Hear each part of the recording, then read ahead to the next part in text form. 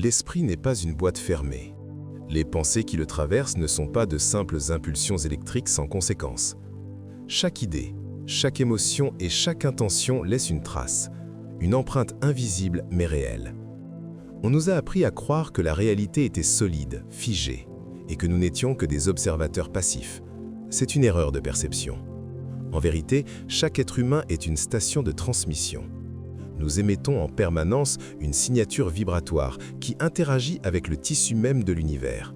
Comprendre ce lien entre le monde intérieur et la manifestation extérieure est la clé pour cesser de subir sa vie. L'être humain est bien plus qu'un assemblage de chair et d'os.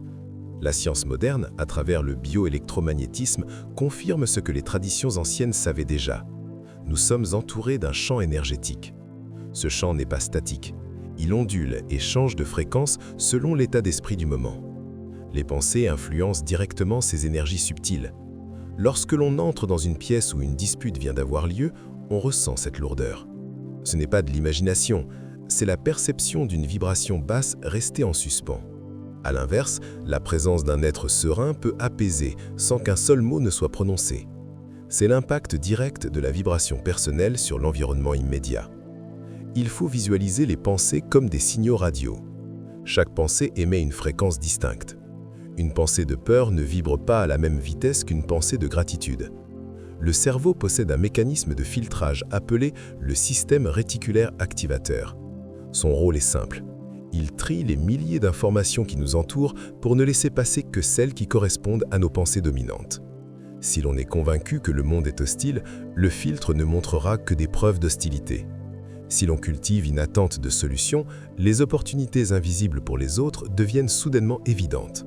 Ce n'est pas le monde qui change, c'est le signal que l'on accepte de recevoir. Des schémas de pensée cohérents créent une boucle de rétroaction. Plus on entretient une idée, plus elle renforce le champ énergétique. Ce champ finit par attirer des expériences qui vibrent sur la même note. C'est une loi de résonance. La réalité extérieure agit comme un miroir fidèle des états intérieurs. On observe souvent des cycles où la négativité persistante se manifeste par une série d'obstacles ou de frustrations.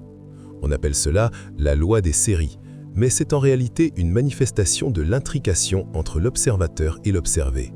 Le monde extérieur ne fait que confirmer ce que l'on croit déjà être vrai à l'intérieur. Ce concept, proche de l'intrication quantique, montre que rien n'est séparé. L'observateur influence la matière. De nombreuses histoires témoignent de personnes ayant radicalement transformé leur environnement en changeant d'abord leur état interne.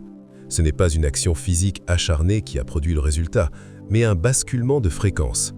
En modifiant la source du signal, le reflet dans le miroir a été obligé de changer. C'est là que réside le véritable pouvoir de création.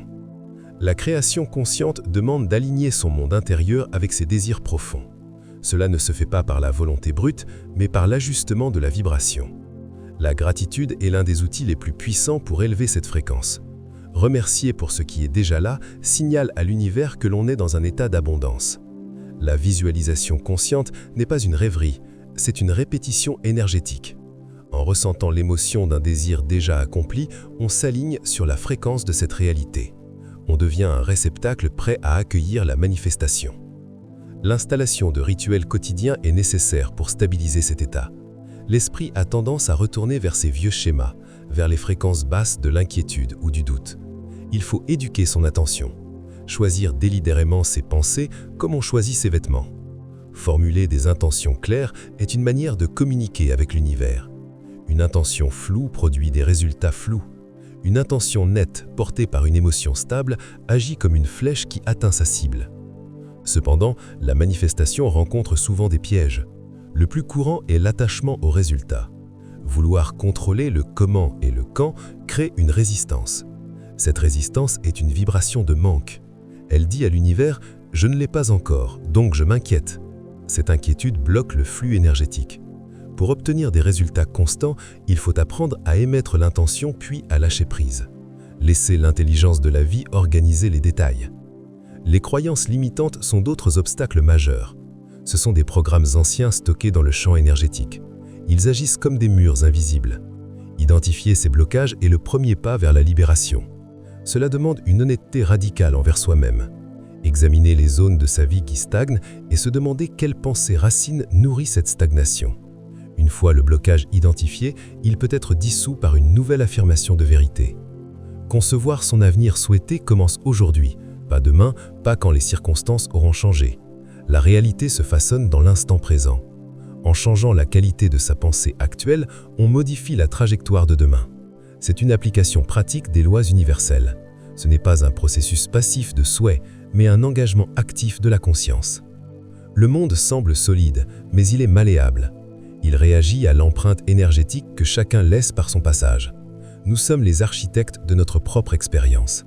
L'avenir n'est pas quelque chose qui nous arrive, c'est quelque chose que nous projetons depuis notre centre intérieur. En maîtrisant le signal, on maîtrise la manifestation. Prendre la responsabilité de son champ énergétique est le plus grand acte de liberté. C'est sortir du rôle de victime des événements pour endosser celui de créateur. Le voyage vers la manifestation commence par un simple retour au silence, là où les pensées naissent. C'est là que tout se joue, dans la forge invisible de l'esprit. La réalité n'est que l'écho de ce qui se passe en soi. Pour changer l'écho, il faut changer le cri. Alignez votre fréquence sur celle de votre futur souhaité. Devenez dès maintenant la personne que vous voulez être. L'univers n'aura d'autre choix que de refléter cette nouvelle signature. L'empreinte est déjà là. Elle se dessine à chaque seconde. Il ne reste plus qu'à choisir consciemment la forme qu'elle doit prendre.